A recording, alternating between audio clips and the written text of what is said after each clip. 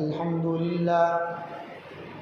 لله نحمده ونستعينه ونستغفره ونؤمن به ونتوكل عليه ونعوذ بالله من شرور أنفسنا ومن سيئات أعمالنا من يهده الله فلا مضل له ومن يضلله فلا هادي له ونشهد أن لا إله إلا الله وحده لا شريك له ونشهد أن سيدنا وسندنا ومولانا محمدا عبده ورسوله أما بعد قال الله تبارك وتعالى أعوذ بالله من الشيطان الرجيم بسم الله الرحمن الرحيم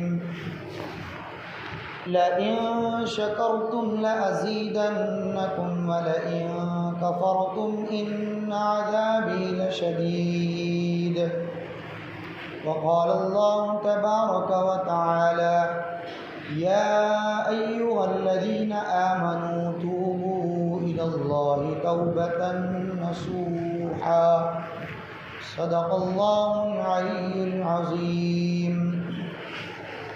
محترم و مکرم میرے دینی اور ایمانی بھائیوں، آج 25 رمضان المبارک ہے، 25واں روزہ ہے۔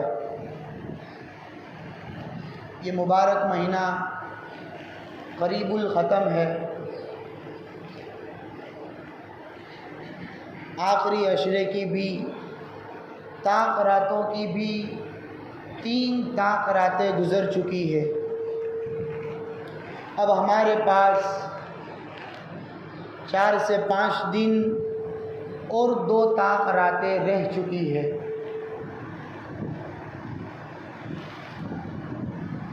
مجھے آج آپ حضرات کے سامنے اسی رمضان ہی کے عنوان پر کچھ 2-3 باتیں عرض کرنی ہیں۔ پہلی بات تو یہ کہ ہم اللہ تبارک و تعالیٰ کا شکر ادا کریں اس بات پر کہ اللہ تبارک و تعالیٰ نے ہمیں رمضان کا مہینہ عطا کیا۔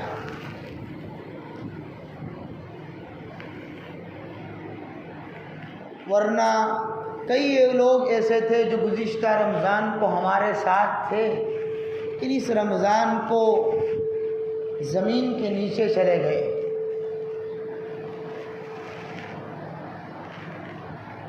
ان لوگوں کے اعمال بند ہو چکے ہیں، اعمال کا ثواب وہ خود کر نہیں سکتے ہیں۔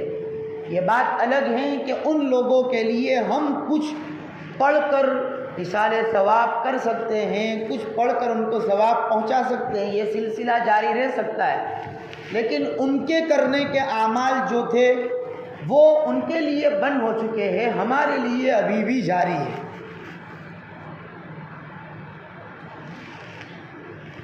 اس لیے ہمیں اللہ تبارک و تعالیٰ کا شکر ادا کرنا چاہیے کہ اس نے ہمیں یہ مبارک مہینہ عطا کیا، اس مبارک مہینے کی نعمتیں عطا کی، اس مبارک مہینے کی برکتیں عطا کی۔ بجائے یہ الفاظ کہنے کے، عام طور پر ہوتا یہ ہے کہ آپس میں جب ملتے جلتے ہیں تو زبان سے یہ الفاظ نکل جاتے ہیں کہ بھائی رمضان کا مہینہ گزر گیا لیکن ہم نے کچھ نہیں کیا، رمضان کا مہینہ گزر گیا لیکن ہم سے کچھ نہیں ہوا۔ یہ میرے عزیز دوستو ناشکری ہے، یہ ایک قسم کی ناشکری ہے۔ اللہ تبارک و تعالیٰ کا ہمیں شکر ادا کرنا چاہیے کہ ہمیں اس نے رمضان کا مہینہ دیا اور جو کچھ بھی اس نے توفیق دی وہ ہم کر سکے اور ہم نے کیا۔ دوسری بات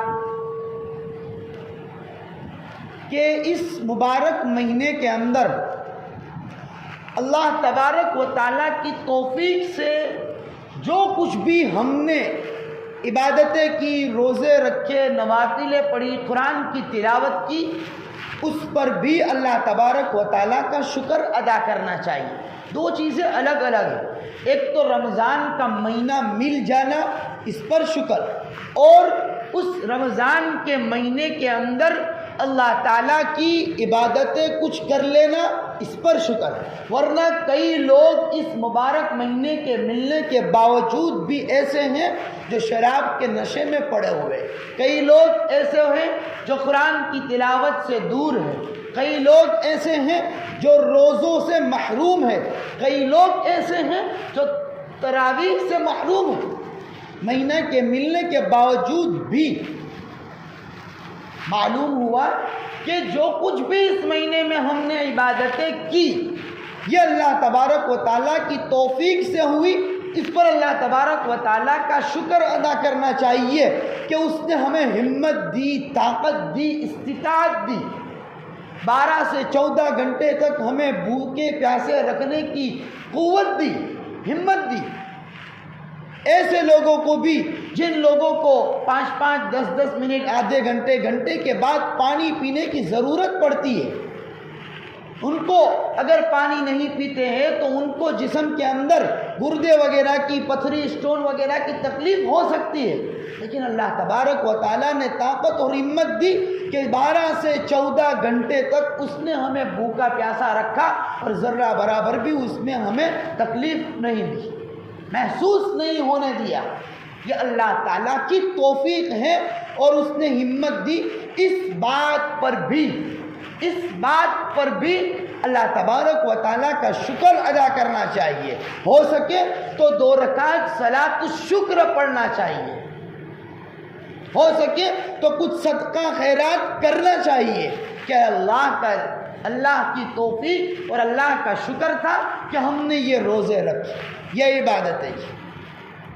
2 بات۔ تیسری بات، اور اس سے پہلے کہ اللہ تعالیٰ خود قرآن مجید میں ارشاد فرماتے ہیں لَإِن شَكَرْتُمْ لَأَزِيدَنَّكُمْ، کہ تم شکر گزاری کرو گے، شکر ادا کرو گے تو میں تمہیں اور زیادہ توفیق دوں گا۔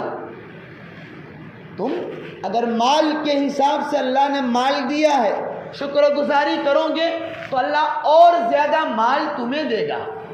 اللہ تعالیٰ نے تمہیں عبادت کی توفیق دی، روزوں کی توفیق دی، قرآن کی توفیق دی، نماز پڑھنے کی توفیق دی، قرآن سننے کی توفیق دی، تو اس پر فرماتے ہیں کہ اللہ کا شکر ادا کرے تاکہ اللہ تعالیٰ اور تمہیں ان عبادتوں کے کرنے کی توفیق دے جس سے اللہ کا قرب تمہیں نصیب ہو، جس سے اللہ تبارک و تعالیٰ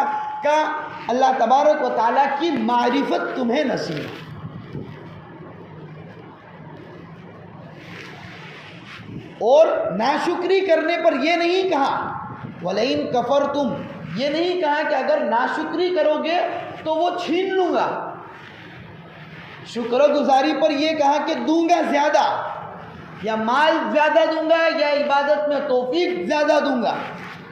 اور ناشکری پر یہ کہا ان عذابی لشدید، وہ بھلے تمہارے پاس مال باقی رہے، وہ بھلے تم عبادتیں کرتے رہو، وہ بھلے تم کرتے رہو، لیکن ناشکری کریں گے، ناشکری والے کلمات بولیں گے، ناشکری والے الفاظ بولیں گے تو یاد رکھیے میرا عذاب بہت سخت ہے، ان عذابی لشدید، وہ بہت سخت ہے۔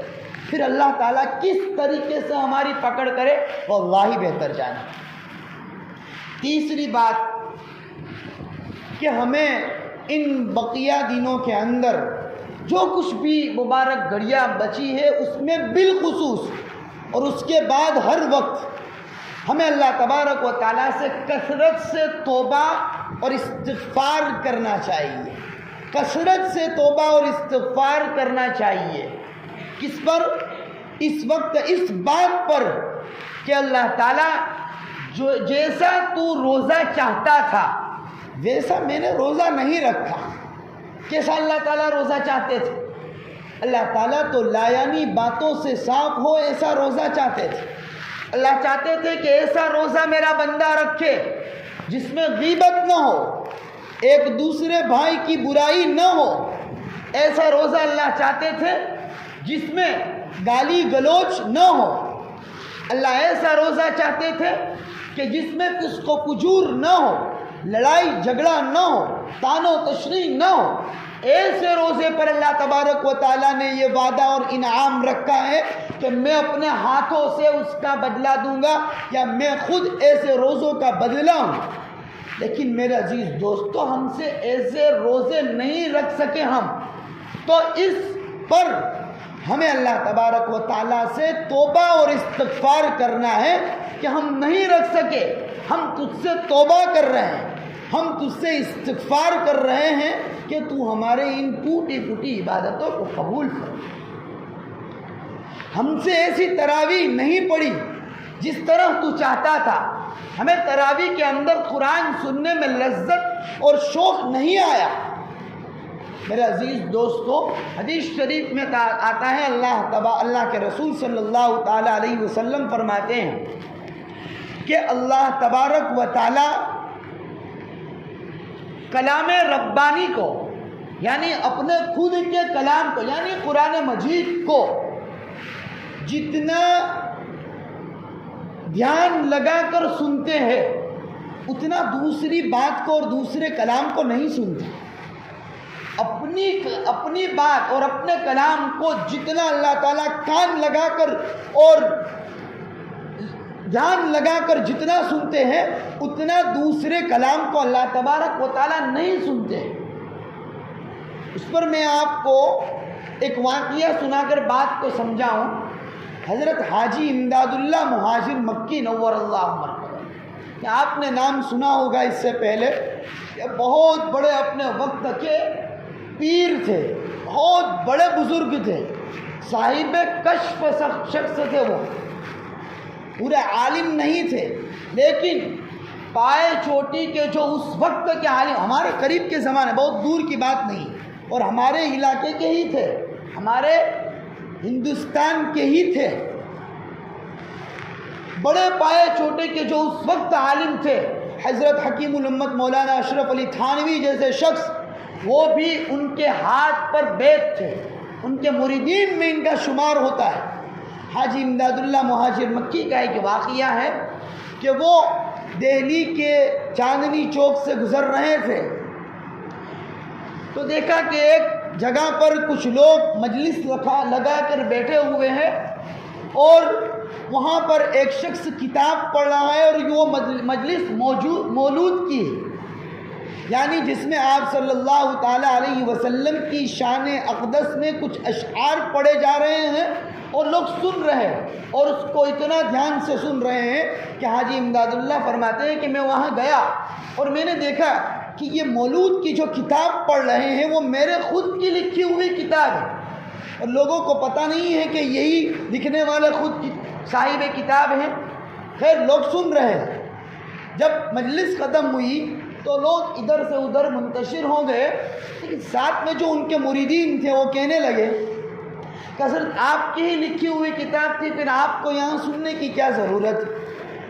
حضرت حاجی امداد اللہ مہاجر مکی نے جو کچھ بھی اور باتیں سنانی تھی وہ اپنے مریدین سے سنا دی۔ ایک بات عرض کی کہ جب پڑھنے والا میری کتاب کو اور میرے لکھے ہوئے اشعار کو پڑھ رہا تھا اور لوگ اس کو دھیان سے سن رہے تھے، تو میرے دل میں بہت خوشی ہو رہی تھی، بہت خوشی ہو رہی تھی کہ میری لکھی ہوئی کتاب میرے موجود ہوتے ہوئے لوگ پڑھنے والے بھی ہیں اور لوگ سننے والے بھی ہیں۔